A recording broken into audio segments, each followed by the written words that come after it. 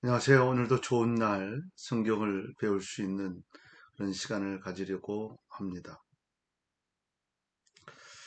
오늘은 예수님의 후기의 사역, 또 유대 사역, 베레아 지역 사역을 함께 생각해 보려고 합니다.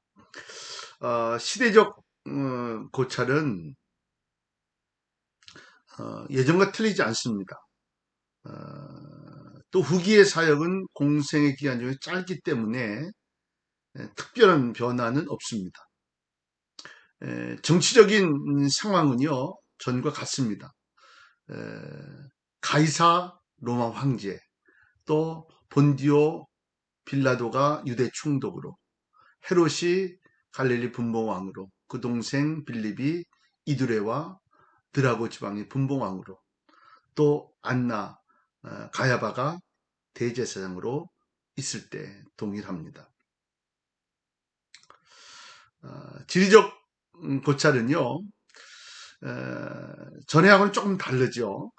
예수님의 중심 무대는 갈릴리 지역에서 남쪽 유다 지역으로 옮겨지게 되어집니다. 특히 유대 지역에서는 예루살렘이고, 예루살렘에서도 성전에서의 사역, 또 베다니의 사역, 또 여리고서의 사역, 여리고에서의 사역, 이렇게 에, 에, 이야기할 수 있습니다. 자, 이게 이제 예수님의 후기의 유대 사역인데요. 전에는 이쪽, 이 위쪽이었죠. 이 위쪽. 어, 갈릴리가 있는. 근데 이곳은 이제 남쪽 사해가 있고요. 예루살렘, 또 베다니, 여리고, 이렇게 있고. 이곳이 이제 베레아이고요. 또 이것이 사마리아입니다.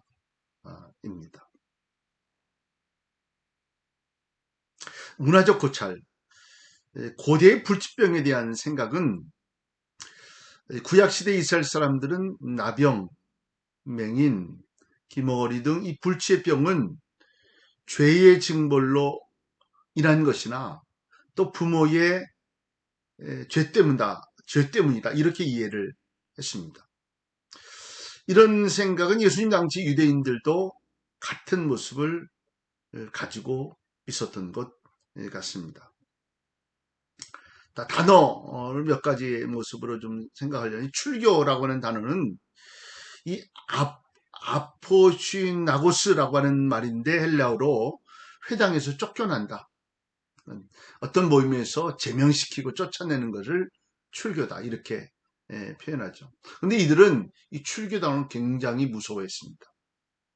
수전절, 성전의 재봉헌 축제로 8일간 이어진다. 축제 때는 하루에 한 개씩 추가로 촛불을 밝히고 마지막 때는 8개의 촛불을 밝힌다. 조금 더 설명을 하면요. 수전절이란 주전 164년경에 수리아 왕 안티오쿠스 에피파네스 4세가 예루살렘 성전을 점령하게 됩니다. 그리고 성전 안에 제우스 신상을 세우고요. 돼지피를 뿌리면서 하나님을 욕되게 하죠. 이건 성전에서 할 일이 아니었거든요. 하면 안 되는 일이었기 때문에 성전 안에다가 이방 신상을 세우고 돼지피는 불결하다고 해서 돼지는 불결하다고 해서 그랬는데 그 돼지피를 뿌리는 거죠. 욕되게 하는 이런 상황 속에서 마캅이라고 하는 사람이 군대를 일으켰고 성전을 탈환하고 성전을 청소하여 봉헌한 것을 기념한 절기가 수전절이다.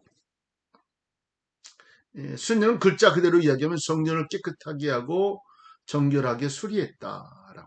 이것을 기념하는 것이 수전절이다.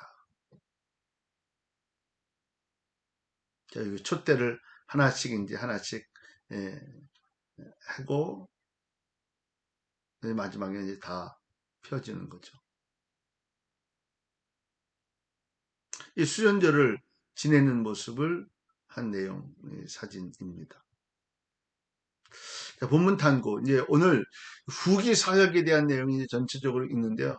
조금 길긴 하지만 쭉 읽겠습니다. 명절을 지키기 위해 은밀히 예루살렘에 올라온 예수님은 성전에서 두 차례 말씀을 가르치십니다.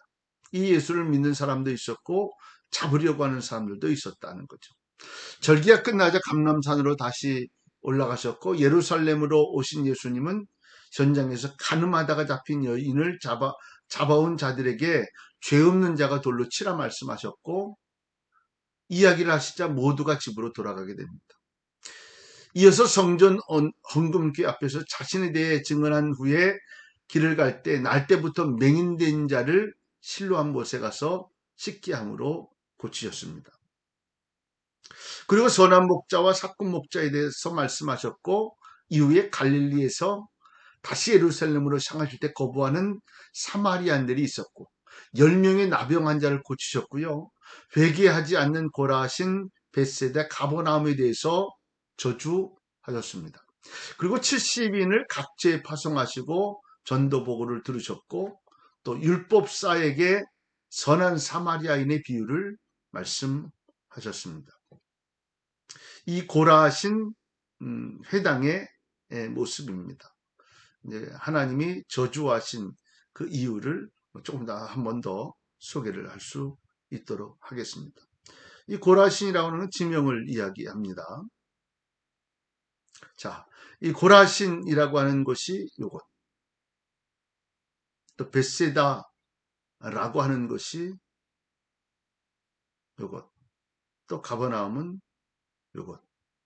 멀지 않은 곳에 위치해 있는데 조금 이따도 이제 전체적으로 좀 구체적으로 설명할 때 한 번 더 설명을 하도록 그렇게 하겠습니다.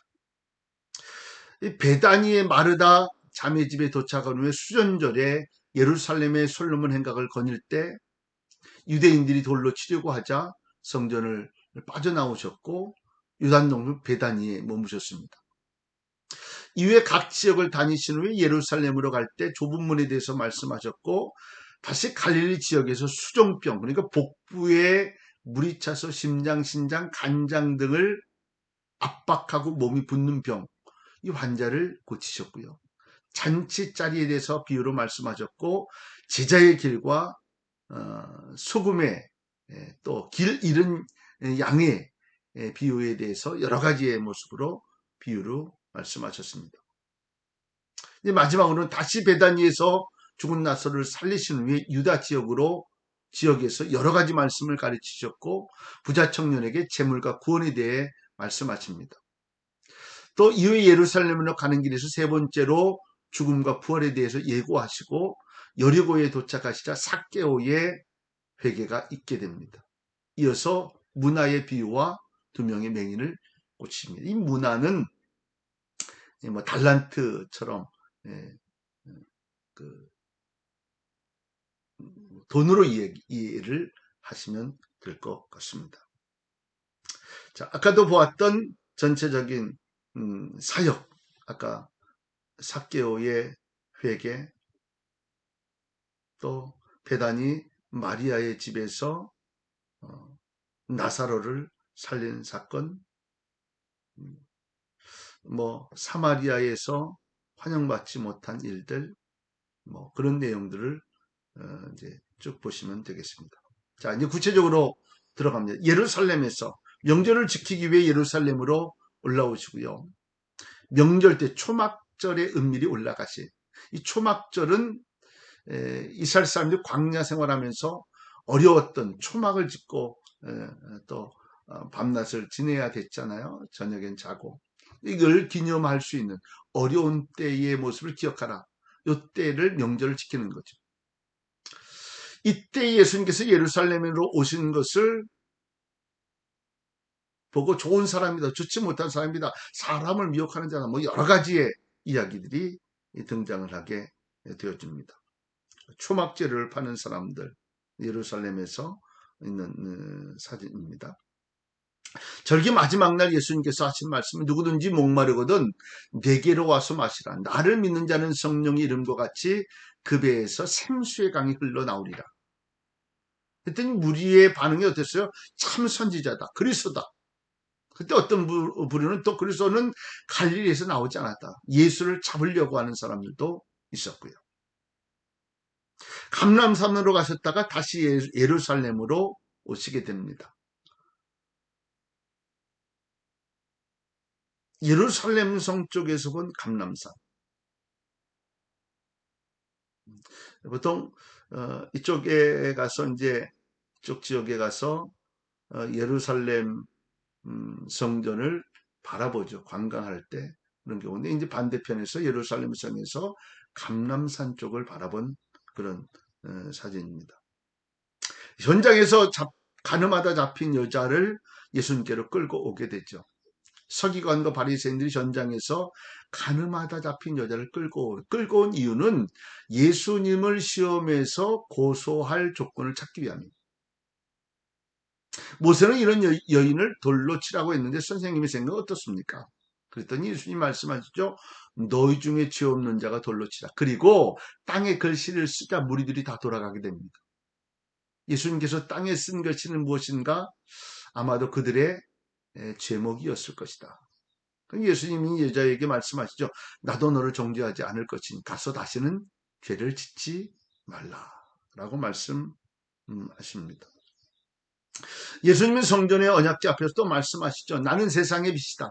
그러므로 나를 따르면 어둠에 있지 않고 생명의 빛을 얻을 것이다. 바리새인들의 항변은 뭡니까? 내가 자신을 위해 증언하니 그 증언은 진실성이 없다. 이렇게 얘기해요. 그래서 예수님 또 말씀하세요. 나는 나를 위해 증언하고 동시에 나를 보낸 아버지도 나를 위해 증언한다. 나는 내가 어디서 오며 어디로 가는 것을 알거니 너희는 그 사실을 모른다. 나는 스스로 온 것이 아니요 아버지께서 나를 보내신 것입니다. 내가 세상을 떠나갈 것이다. 그러나 너희는 내가 가는 곳에 그곳에 오지 못할 것이다. 진리가 너희를 자유케 하리라. 아들이 너희를 자유하게 하면 너희가 참으로 자유하리라. 이런 예수님의 증언에 돌로 치료하는 무리들이 생겨지. 왜 그렇습니까? 하나님이 하셔야 할 이야기를 하고 있다. 라고 하는 그런 이유에서였습니다. 그래서 예수님께서 성전을 빠져나가십니다. 자, 날 때부터 맹인된 자를 고치시죠. 제자들이 질문하죠. 이 사람이 맹인으로 난 것이 부모의 죄 때문입니까? 자기의 죄 때문입니까? 그때 예수님이 하신 말씀 뭐예요? 누구의 죄 때문도 아니다. 그를 통해 하나님이 하시는 일을 나타내기 위함이다. 그때 고치신 방법은요. 침을 뱉어 진흙을 이긴 후에 맹인의 눈에 바르고 실로한 못에 가서 씻게 하십니다. 그리고 고쳐주시죠. 유대인들의 두 가지의 반응이 나타나는데 안식일에 고친 것에 대해 안식일을 지키지 않은 이는 하나님께로 온 자가 아니다 라고 이야기하고요. 또 한 무리는 죄인이라면 어떻게 이런 기적을 행할 수 있겠느냐라고 이야기합니다. 예수님 당시에 실로암 못, 저희도 성지순례 가서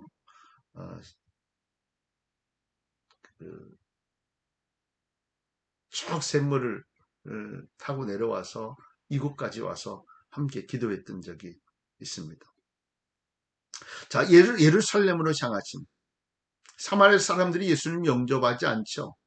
예루살렘으로 가기 전 제자들을 먼저 보내시고 이때 사마리아 사람들이 예수님께서 사마리아 마을에 머무는 것을 거절합니다.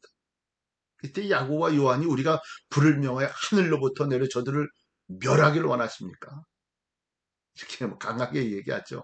이때 예수님께서 그들을 꾸짖으시고 다른 마을로 가십니다.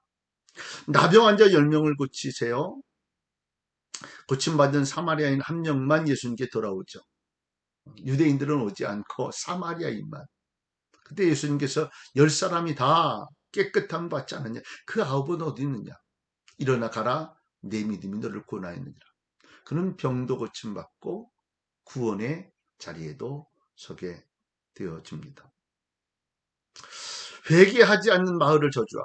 여기 고라신이라고 하는 아까 봤죠? 베세다라고 하는 곳, 가버나움이라고 하는 곳. 두로와 시돈에서 행하였더라면 그들이 벌써 배웠을 것에 앉아 회개하였으리라. 이 부분을 상대적으로 말씀을 하시는데요.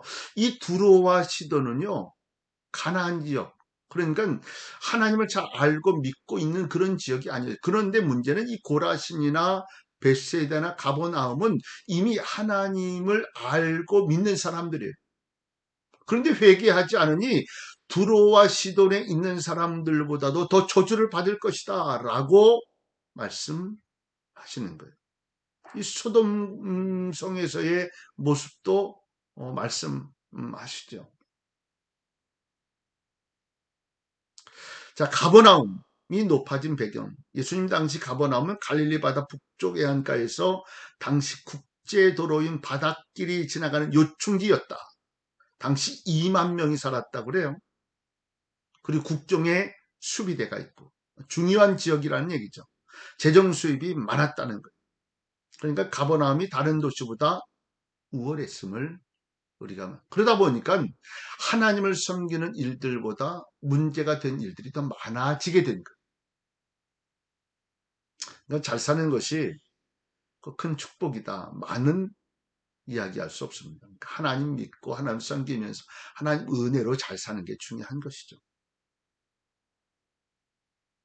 자, 고라신 예전에 있는 주거티고 벳세다 우리가 지난번에 한번 봤죠. 자, 70인을 각처에 파송함. 예수님께서 70명을 둘씩 나눠서 파송을 하시게 되죠. 그렇게 말씀한 내가 너희를 보내는 것이 어린 양을 이리 가운데 보낸 것 같다. 그러므로 뱀같이 지혜로워라. 그리고 비둘기같이 순결하라 말씀. 그러면서 준비물은 돈주머니, 신발 뭐 이런 것들은 여유 있게 챙기지 말라. 뭘 의지하라는 거예요? 하나님 의지하고 기도하면서. 그리고 평화가 있으라라고 이야기하라는 거죠. 일꾼이 수고한 싹을 받는 것은 당연하다. 자, 샌달 옛날에 예수님 당에 신고 다녔던 샌달인데요. 여리고 지역에서 발견한 것입니다. 자, 전도자의 보고. 주님의 이름이면 귀신들도 우리에게 복종했습니다. 예수님께서 뱀과 정갈을 밟으며 원수의 모든 능력을 제어할 권능을 주셨다. 우리에게는 그런 능력이 있다. 누구에게? 전도하는 이들에게. 그러나 예수님이 이렇게 말씀하시죠. 귀신들이 너에게 항복하는 것으로 기뻐하지 말고 너희 이름이 하늘에 기록된 것으로 기뻐하라. 라고 말씀하십니다. 이 전갈을 물리면 죽지요. 죽기도 하고. 그런데 전갈 밟아도 괜찮다. 하나님이 지키리라. 이렇게 강력하게 하나님의 지키심을 말씀하고 있는 것입니다. 선한 사마리아인의 비유. 어떤 율법사가 예수님 시험하기 위해서 무엇을 하여 영생을 얻을 수 있습니까? 이렇게 묻죠. 그러니까 율법에는 무엇이라 기록되어 있느냐? 예수님 물으세요. 내 마음과 목숨과 심과 뜻을 다하여 하나님을 사랑하고 내 이웃을 내 자신과 같이 사랑하라 라고 말씀했어요. 이야기를 합니다. 그러자 내 대답이었다. 그러면 네가 아는 대로 행하라. 그러면 살리라. 율법사가 또 물어요. 그러면 내 이웃이 누굽니까? 폼내고 싶어서 그러는 거죠. 그럴 때 선한 사마리아의 비유를 들어서 말씀하시죠. 이 예루살렘에서 여리고로 내려가다가 강도를 만났다. 예루살렘은 800m 고지고 동쪽으로 34km 떨어진 여리고는 마이너스 250m다. 그러니까 보통 바닷가보다 낮다라고 하는 지역, 조금 더 산인도 보겠지만 이때 이런 지역이었다는 거예요. 내려가라 돌아가는 예루살렘 여리고로 내려가다가 강도 만났다. 그런데 이때의 제사장도 레위인도 못 본 채 지나갔는데 사마리아인이 내 이웃이 누구냐? 폼을 내면서 유대인들, 제사장들 이렇게 이야기한 이런 삶을 이야기하는 거죠. 그들이 중요한 게 아니다.